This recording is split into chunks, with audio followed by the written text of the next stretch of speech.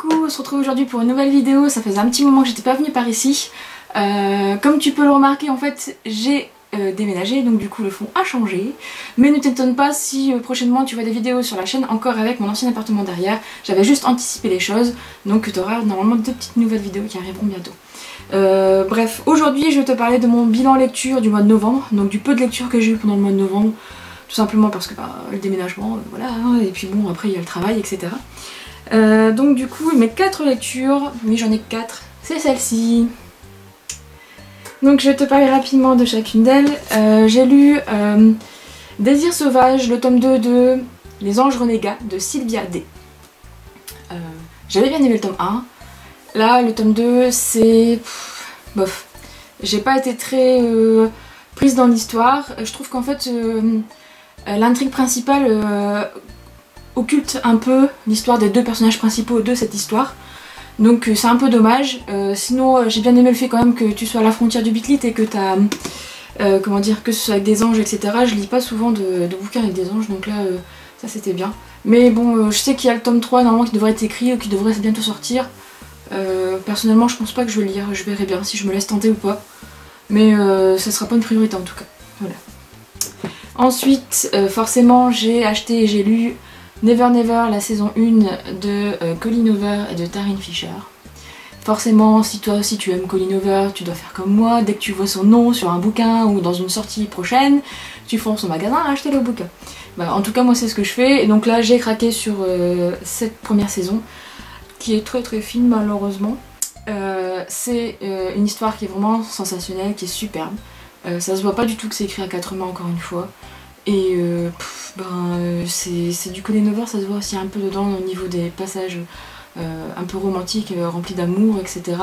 Tu sens sa plume et tu sens que c'est hyper touchant, en fait c'est assez touchant. L'histoire est vraiment très mystérieuse, on nous mène par le bout du nez en fait je crois. Et donc du coup je ne sais pas encore ce qui va arriver, ou ce qui s'est passé en fait entre Charlie et Silas. Et du coup c'est un peu... j'ai hâte de lire la suite. En fait là ce matin j'ai fini le tome 2, donc c'est pour ça que je me dis vivement le tome 3. Bon il sort bientôt normalement aussi au début du mois prochain. Et donc en tout cas si t'hésites, n'hésite pas, parce que même si c'est fin, tu peux te lancer dedans, il n'y a pas de problème. Par contre je te conseille quand même, chose que j'aurais dû faire mais que je n'ai pas faite, c'est de attendre que les 3 tomes sortent et les lire à la suite peut-être. Au moins tu seras pas frustré comme moi je le suis aujourd'hui. Voilà. Ensuite, la sortie du mois, j'ai lu le tome 3 de Phobos de Victor Dixon. J'ai fait une chronique d'ailleurs, elle est sur le blog, donc je te mettrai tout en barre d'infos. Que te dire à part que j'ai été soufflée par ce tome, donc je t'en dis pas trop, comme ça tu iras lire ma chronique. Genre, non je rigole.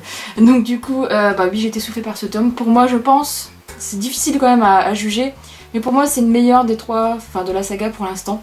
Même si les autres ont aussi leurs petits trucs, mais là, voilà. J'espère que, en tout cas, on aura peut-être une suite.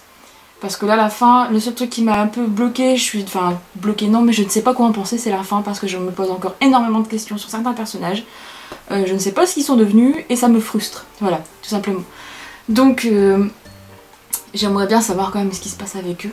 En tout cas, ce tome-là est énorme. Enfin, énorme aussi au niveau des pages, mais énorme en tout. Il y a des retournements de situation, des fois je m'y attendais pas du tout. Il y en a certains où je m'y attendais, on s'y attendait quand même depuis le début. Mais d'autres, je me suis dit, oh d'accord, ok. Donc forcément, t'arrives à un acte, et t'arrives à la fin d'un acte et tu te dis, ah non, faut que je continue parce que c'est pas possible. Donc bref, je t'invite à lire ma chronique quand même, parce que là je peux pas tout te dire en une vidéo. Mais, enfin, dans cette vidéo en tout cas. Mais si t'as pas lu Phobos, commence la saga, parce que... un jour ou l'autre il va falloir quand même qu'on aille sur Mars, et commence par lire cette saga. Voilà. Et pour finir, j'ai lu le premier tome de Miss Peregrine et les enfants particuliers de Ransom Riggs. Donc je t'avoue, j'ai craqué pour ce bouquin en premier pour le livre objet, parce qu'il y a des photos magnifiques à l'intérieur, puis j'adore l'ambiance, cette ambiance là, donc où est-ce que je peux te montrer une photo des photos comme ça, etc. Bon, je t'en montre pas trop.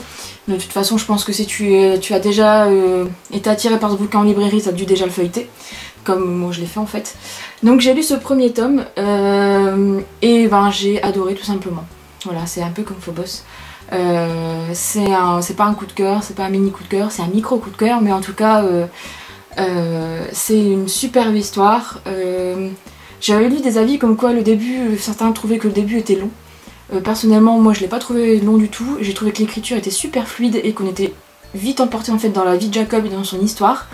Les photos sont bien placées et en fait ça donne un rythme en fait à la lecture, etc. Donc franchement j'ai adoré et je trouve que l'univers est vraiment très particulier et c'est un mélange entre du sombre, je sais pas comment expliquer ça, mais j'ai trouvé ça c'était un peu sombre, mais quand même le côté un peu young adulte en fait avec des enfants, enfin des ados plutôt aussi, mais des enfants aussi quand même. Et donc voilà, mais ça c'est une de mes lectures que j'ai adoré ce mois-là, ce mois-ci, enfin ce mois de novembre plutôt, pendant le mois de novembre, on va y arriver. Voilà. Donc voilà, c'est les 4 livres que j'avais lus ce mois-ci. J'espère que ça t'a plu et que je t'ai donné envie de les lire. En tout cas, n'hésite pas à me laisser ton avis dans les commentaires ou ailleurs. Et je te dis à bientôt pour une prochaine vidéo.